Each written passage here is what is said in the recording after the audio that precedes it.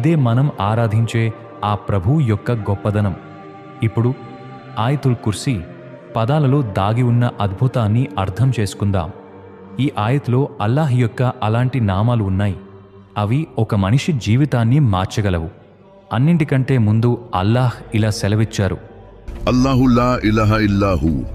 ఆయనే అల్లాహ్, ఆయన తప్ప ఆరాధనకు అర్హులు ఎవరూ లేరు.